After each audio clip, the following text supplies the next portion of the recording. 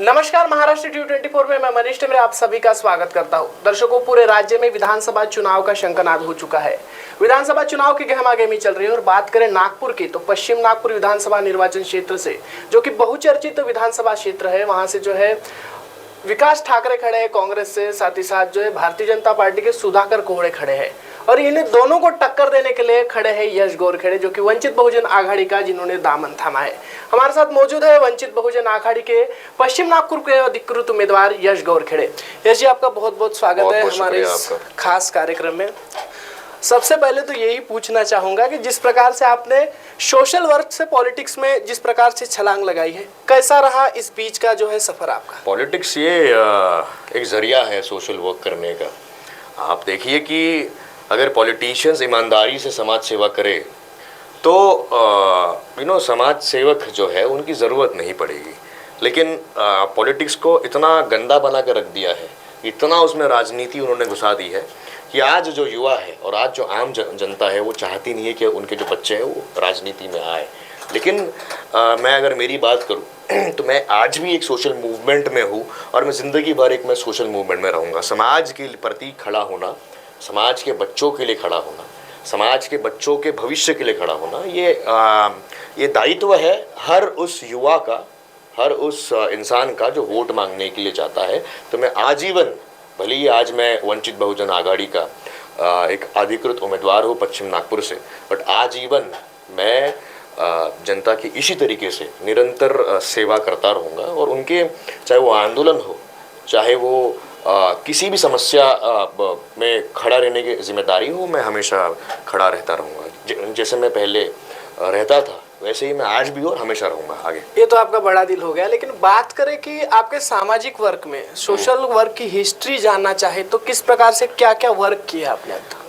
देखिए, ऐसा कुछ आप लोगों ने ही मीडिया ने ही इसके ऊपर एक टैगलाइन लगा दिया सोशल वर्क का। नहीं, मैं एक युवा हूँ। 2016 में मैंने एक NGO बनाया था, जो NGO आज भी काम कर रहा है और हमारा काम था कि जो बच्चों को, जो गरीब बच्चों को बाल तस्करी में डाल दिया जाता है, उनको किडनैप करके उनको रैकेट्स में डाल दिया जाता है, जहाँ पे उनके हाथ पैर कभी कटवा के, कभी किसी किडनी निकाल के उनको बेच देते हैं। ऐसे बच्चों को हम लोगों ने बचाया है और बचाने के बाद उनके माँ बाप से उनको मिलवाने का काम मैं नहीं कहूँगा, हमारे वॉलंटियर्स ने किया है। और साथ साथ में इसमें नागपुर पुलिस की भी ऐसे कुछ ऑफिसर्स थे जिनकी वजह से ये काम संभव हो पाया है, तो मैं उनका आज भी शुक्रिया अदा करता हूँ। साथ साथ में ऐसे जो बच्चे हैं जो पिछड़ गए हैं, आज ऐसे जो बच्चे जो कई दूर छूट गए हैं पीछे, उनका हाथ पकड़ के लेके आना, उनको एजुकेशन देना, उनको शिक्षा देना ताकि वो अपने पैरों पे कल चल के खुद खड़े हो पाए, ये मैंने काम किया। और ये काम करने के लिए जो ताकत थी वो युवाओं ने मुझे दी, मेरे टीम ने मुझे दी। और ये तो एक कोई एहसान नहीं है, ये हमारा कर्तव्य है, ये मैंने किया। उसके बाद आप पर्यावरण के मुद्दे ले लीजिए, उसके बाद आप बस्तियों के मुद्दे ले लीजिए, क्योंकि क्या है, ये जो नेता है इलेक्शन के वक्त, अभी आप देखिएगा इतना सारा पैसा इनके पास आ रहा है, मतलब 5-5 करोड़ रुपए ये लोग अपने सिर्फ एक जन्मदिन के ऊपर खर्च कर दे रहे हैं। ये लोग एक होर्डिंग लगाने के लिए, एक पेपर ऐड देने के लिए करोड़ों रुपए ये लोग खर्च कर रहे हैं। इतना पैसा कहाँ से आता है इनके पास? ये लोग ने दूध बेच के ये पैसा कमाया है क्या? नहीं, ये लोगों ने किसी न किसी माफिया से पैसा लिया है। और ये माफिया इलेक्शन के बाद, जैसे मान के चलिए कि अगर कोई बिल्डर माफिया है जिसको जमीन चाहिए, तो मान के चलिए कि उसने अगर किसी नेता को बहुत सारा पैसा दे दिया इलेक्शन के वक्त और वो नेता जीत गया, और कंडीशन ये होती है वहां पे कि आप जिस दिन जीत के आओगे, मैंने तो आपके ऊपर पैसा लगा लिया, बदले में मैं आपको चाहता हूँ कि बस्तियों की जो जमीन है वो खाली करवा दो मेरे लिए। तो नेता जब जीत के आता है तब बस्तियां खाली कराने का वो काम करता है, supplementary work. Exactly, supplementary work. तो ऐसे बस्तियों को बचाने का काम हम लोगों ने किया है और हम लोग ये निरंतर ये जो प्रयास है जनता को एकत्रीकरण करने का, ये हम लोग कर रहे हैं। और ये बहुत सारे मुद्दे हैं, ऐसे मैं एकदम गिनवाने बैठूंगा तो मुझे लगता है कि 2 से 3 घंटों का ये इंटरव्यू हो जाएगा। अम्बासरी का एक मुद्दा था जहाँ पे हमारे आमदार साहब ने, जिनको हमने वोट दिया, उन्होंने हमको 272 दिन वहाँ पे बिठाया, ये झूठे आश्वासन पे कि उनके पास 20 एकड़ के डॉक्यूमेंट्स है, लेकिन जिस दिन उनका ही वोटर का बच्चा, मतलब मैं, जिस दिन मैंने उनसे सवाल क्या पूछ लिया, मेरे घर पे बहुत सारी चीज़ें हुई और वो सब मेरे को रिपीट करने की ज़रूरत नहीं है।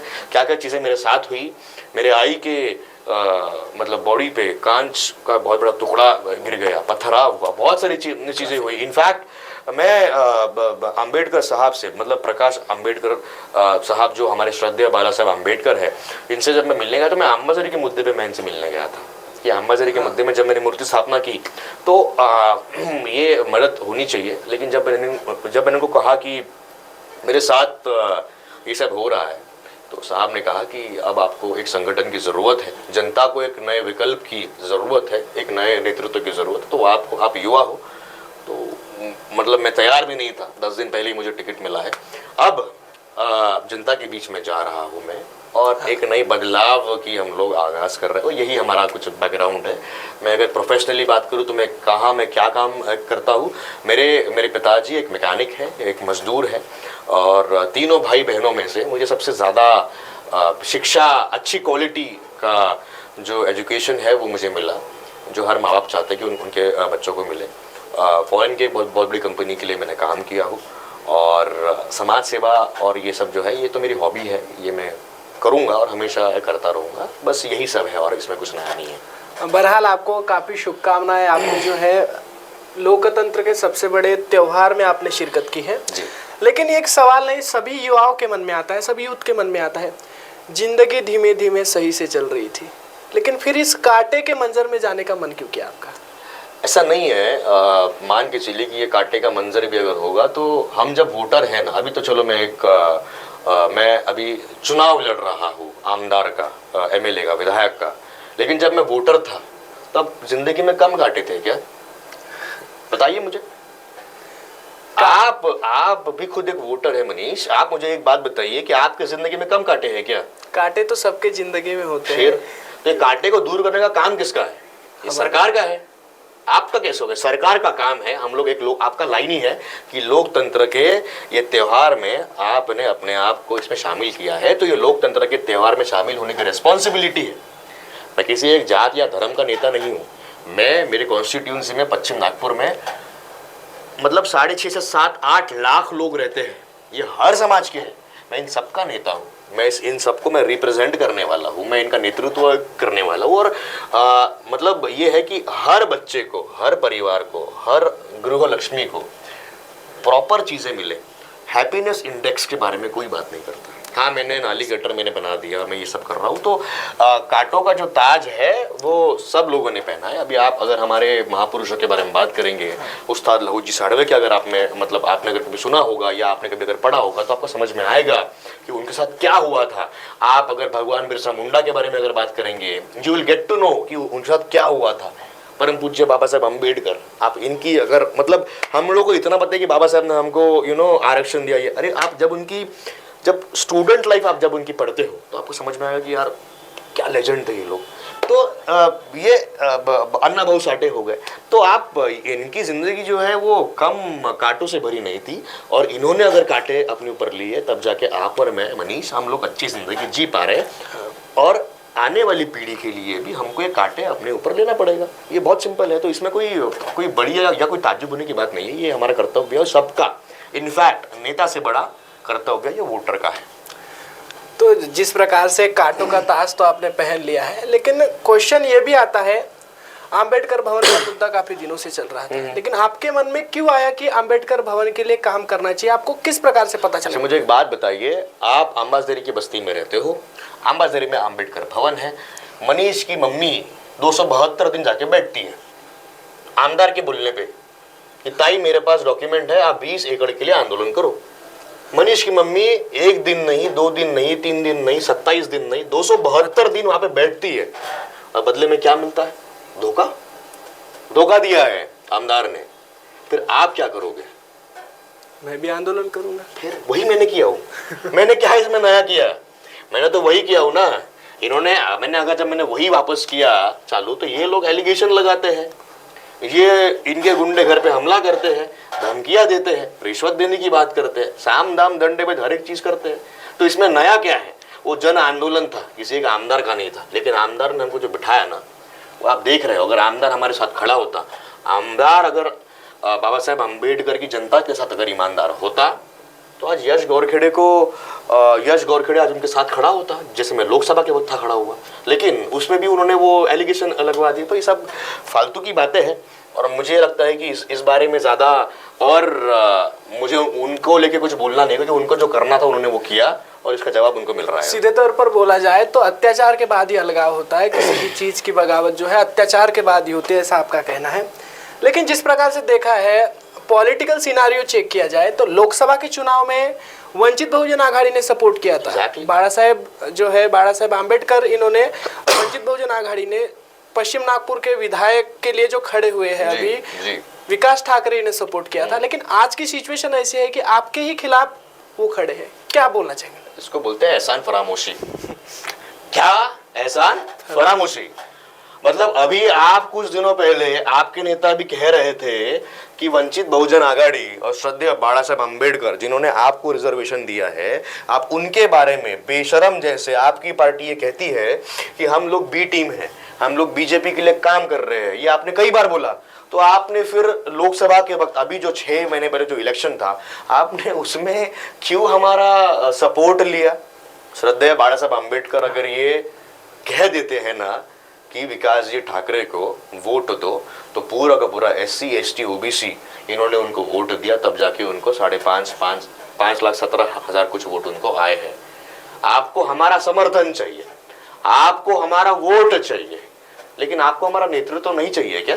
श्रद्धेय बाड़ा साहेब अम्बेडकर साहब ने, ऐसा मुझे अभी पता है, मतलब सूत्रों के हवाले से मुझे पता चला है कि कांग्रेस से ये बात चल रही थी कि आपको हमने समर्थन दिया लोकसभा में, आप हार गए, अब हमको मौका दो बीजेपी को हराने का पश्चिम नागपुर में, आप हमको समर्थन दो। ये लोग भी क्या कर रहे हैं? खुद लड़ रहे हैं।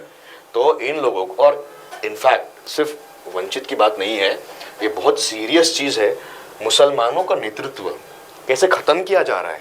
हमारे जो मुसलमान भाई है, अनीस अहमद जो है, अल्पसंख्या नहीं है वो, मैं सीधा कहूंगा, कुरान में कहीं पे भी अल्पसंख्या वर्ड ये नहीं है, माइनॉरिटी ये वर्ड नहीं है। मुसलमान जो है वो कुरान को मानता है, मोहम्मद पैगंबर साहब को मानता है। उनकी ये सेइंग है, इकरा इकरा बिस्मे रब में अल्लाह जी खलक, मतलब क्या है? इसका पहला ही चैप्टर है, पढ़ो। तो मुसलमानों को जब पढ़ने का मौका मिला संविधान की वजह से, एक मुसलमान भाई अनीस अहमद जो कांग्रेस का थे, वो पार्टी छोड़ के हमारे पास आए। श्रद्धेय बाड़ा साहेब अम्बेडकर ने उनको मौका दिया। इनफैक्ट उनकी मांग थी कि जब सरकार बनेगी तो हमको डेप्यूटी CM दिया जाए। वो भी हम लोगों ने मांग, चलो यार मुसलमानों को बहुत बड़ा एक रिप्रेजेंटेशन मिलेगा।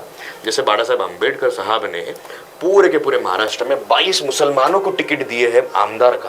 कितने दिया भाजपा ने, कितने दिया कांग्रेस ने, देख लीजिए आप डेटा उठा के। और 23वां आमदार का जो था टिकट, वो अनीस जी अहमद को मिला। क्या किया उन्होंने? AB फॉर्म ले लिया और नॉमिनेशन के दिन वो मेरे साथ घूम रहा है और गायब हो गए वहां से। वो गायब हो गए वहां से और कह रहे हैं, आपकी मीडिया वालों को वो कह रहे हैं कि मैं तो पहुंच गया था और मेरे साथ षड्यंत्र हुआ। और नेक्स्ट डे वो खुद ही घर वापसी कर रहे हैं, वो कांग्रेस में जा रहे हैं। ये मुसलमानों के साथ इन्होंने गद्दारी की है। तो ये कांग्रेसी जो लोग हैं ना, इनको दलित, मुसलमान, आदिवासी का इनको वोट चाहिए, लेकिन इनका जब नेतृत्व खड़ा होता है, देखिए मैं आपको गारंटी दे रहा हूं, अगर आज अनीस अहमद खड़े रहते अपने समाज के साथ, मुसलमानों के साथ, जैसे श्रद्धेय बाड़ा साहब अम्बेडकर खड़े हैं, अगर वो खड़े रहते तो वहां पे मध्य में मुस्लिम, दलित और पीछे से हलबा समाज ये सपोर्ट करता। और अनीस जी अहमद एक मुसलमान, जो मुसलमानों के ऊपर जो हो रहा अत्याचार है उसके बारे में वो बात करता विधान भवन में। लेकिन उन्होंने क्या किया? उन्होंने कुछ भी नहीं किया। उन्होंने धोखा दिया है, समाज को धोखा दिया है। तो यही है कि नेता जो है वो एज अ वोट बैंक सारे के सारे समाज को यूज करता है। बाद में धोखा कांग्रेस ने दिया है या अनीस अहमद ने? क्या बोलना चाहिए? बिल्कुल कांग्रेस ने दिया है।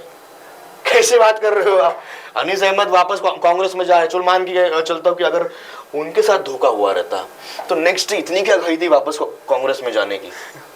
मैं खोलूं कुछ पिटारा? अभी खोलूं मैं कुछ? जाने दीजिए। वो चीजें ऐसी है कि मुझे बहुत बुरा लगा अपने मुसलमान भाइयों के लिए। लेकिन मुसलमान भाई भाजपा को हराना है, इसीलिए कांग्रेस को वोट देते हैं। ये उनका वोटिंग पैटर्न देख लीजिए, हर एक इलेक्शन में भाजपा कमल नहीं पकड़ना है, इसलिए पंजे का हाथ हमको पकड़ना है, यही वो कर रहे हैं। लेकिन उनको ये समझना चाहिए कि जब जयपुर में 2020 में एक 19 साल के बच्चों को, एक 19 साल के बच्चे, एक मुसलमान बच्चे को उसके नाम के आधार पे उसको रात भर बांध के मारा जाता है, एक भीड़ द्वारा रात भर उसको मारा जब जाता है, कौन से नेता ने उसके ऊपर कमेंट किया है? कौन सा नेता जब खड़ा हुआ, बताइए आप मुझे। आप देखिए कि गौ तस्करी के नाम पे, मांस खाने के नाम पे, एक बस्ती के नाम पे, मुसलमानों के नाम पे जब मॉब लिंचिंग हो रही है, कांग्रेस के कौन से नेता है बताइए जो खड़े हैं? बताइए मुझे एक भी बिल, मुझे आप एक भी स्टेटमेंट बता दीजिए।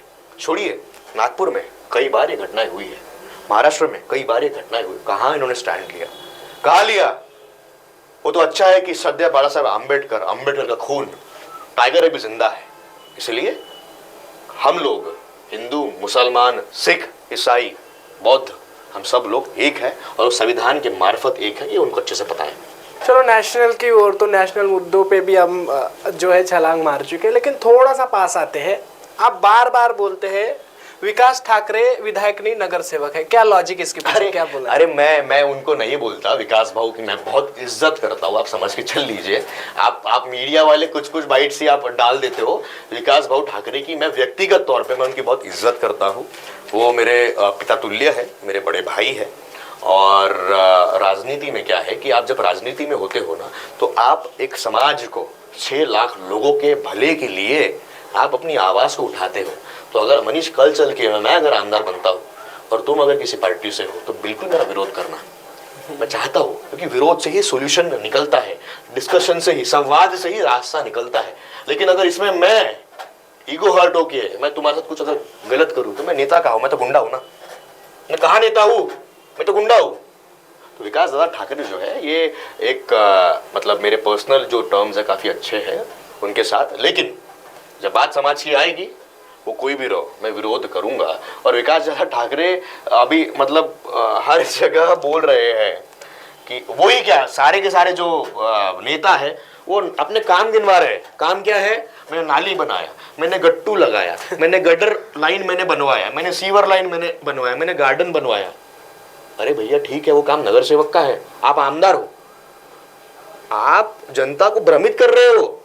आपने काम किया नगर सेवक का, आप वोट मांग रहे हो आमदार के चुनाव में, ये क्या लॉजिक है? आमदार का इलेक्शन में आमदार जो होता है ना, विधायक जो होता है, वो जनता के बच्चों के भविष्य के बारे में बात करता है, वो आरक्षण को बचाने की बात करता है, वो शिक्षा, रोजगार, स्वास्थ्य पे बात करता है। मुझे दिखा दीजिए एक भी डेटा, चलो चैलेंज करता हूं मैं, दिखाइए मुझे। अरे क्या आप नाली गटर बनाते, ठीक है, फिर आप नगर सेवक ठीक हो, हमको मौका दो, हम पश्चिम नागपुर का काया पलट कर देंगे। 2 हॉस्पिटल्स की जरूरत है यहाँ पे, जीएमसी जैसे बड़े बड़े हॉस्पिटल्स की जरूरत है। आप कह रहे हो कि आपने 200 करोड़ का आपने काम किया, आपने हॉस्पिटल क्यों नहीं बनवा दिया? क्यों नहीं करा दिया आपने? इतनी स्कूल्स बंद हो गई है, आपने कितनी स्कूल्स आपने शुरू की है, बता दीजिए आप मुझे। तो ये भाजपा और कांग्रेस एक ही है यहाँ पे पश्चिम में, तो आप उनको अलग अलग मत बताइए। बात पूरे नागपुर की जाए, एक बार जो है लाडली बहन योजना इन्होंने चालू की है, लेकिन दूसरी ओर जो है इनका सौतेला भाई भी खड़ा होता है, उनका सगा भाई भी खड़ा होता है। क्या कहना चाहेंगे भारतीय जनता पार्टी की पॉलिटिक्स पे, क्या प्रतिक्रिया? देखिए, जहाँ भारतीय जनता पार्टी जो है ये जीतने के लिए किसी भी लेवल पे जाएगी, लेकिन जैसा उनका बट्टाधार हुआ था लोकसभा के वक्त,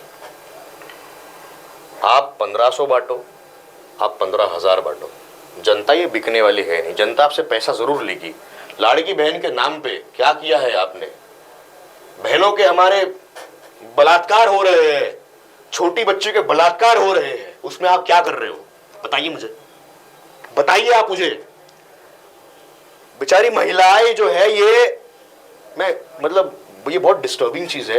मनीष, आप कल से आप मेरे साथ चलिए ग्राउंड पे, आप देखिए कि जनता, महिलाएं किस हाल में रह रही है। तो आप 1500 रुपए देकर खरीदना चाह रहे हो क्या? इलेक्शन के पहले आप खरीद रहे हो क्या? आप नहीं खरीद सकते इनको, क्योंकि जनता जन बदलाव यात्रा, जो वंचित बहुजन आघाड़ी की यात्रा है, उसमें जनता को हमने बदल दिया है। जनता को हमने फोकस करवाया है कि ये लोग कितनी बड़ी बड़ी बातें करें। ये मोदी जी का 56 इंच का सीने की बात करें, ये 1500 की बात करें, लाडली बहन योजना की बात करें, ये नाली गटर की बात करें, आप जात धर्म की बात करें, राम मंदिर की बात करें, संविधान की बात करें। आपको वोट देना है तीन चीजों पे, बच्चों का शिक्षा, बच्चों का रोजगार और बच्चों का आरक्षण। तो इस बार महिलाएं जो है, जो गृह लक्ष्मी है, वो अपने बच्चों के लिए इस बार वोट देने वाली है। आप मतलब जिस प्रकार से आपने बोला है, इस बार का जो वोट है बच्चों के भविष्य के लिए जी। किया जाए, और बार बार आप यही बोलते हाँ। हैं। आप वोट पैटर्न चेंज करना चाहते हैं बिल्कुल। या जो है इनका मरा हुआ जमीर जागरूक करना चाहते हैं, आखिर क्या? देखिए, मैं जितना जमीन पे हूँ, मुझे एक बात समझ में आ रही है कि जमीर है ना, जनता का मरा नहीं है।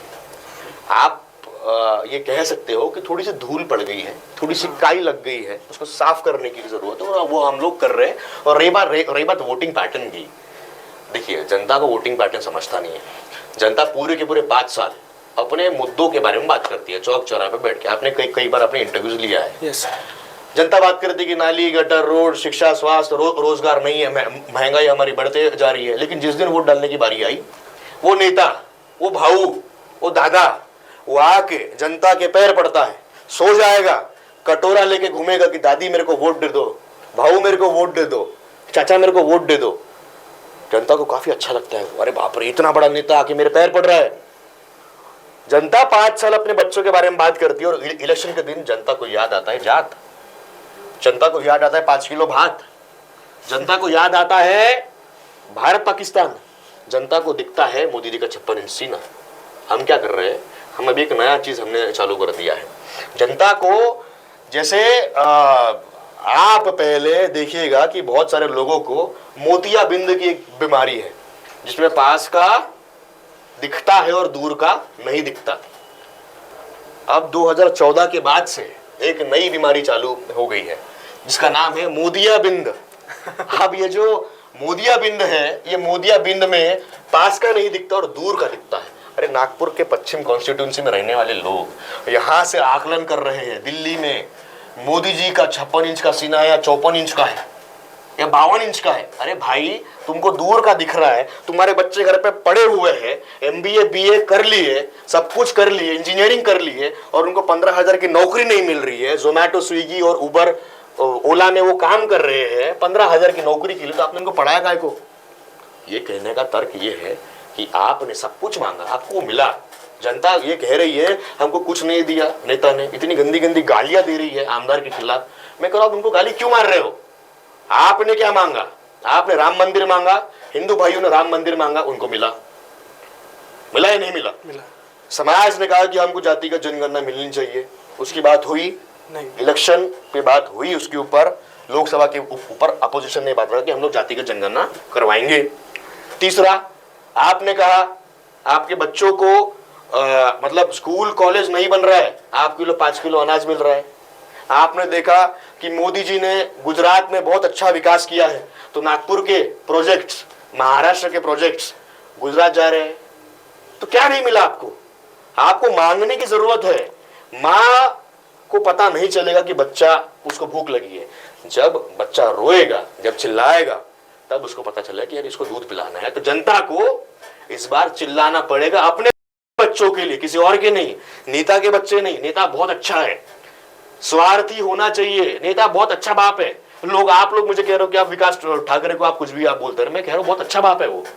विकास जी ठाकरे बहुत अच्छे बाप है, नेता बहुत अच्छे बाप है, अपने बच्चों के बारे में सोच रहे हैं। जनता क्या कर रही है? जनता किसी और के बारे में सोच रही है, अपने बच्चे के बारे में नहीं। तो मोदियाबिंद ये है कि उनको अपने बच्चों के बारे में सोचना है, बाकी चीजें होती रहेगी। जिस प्रकार से एक यश को देखा है हमने, काफी प्रखर नेतृत्व आपने किया है, एक प्रखर यश हमने देखा है।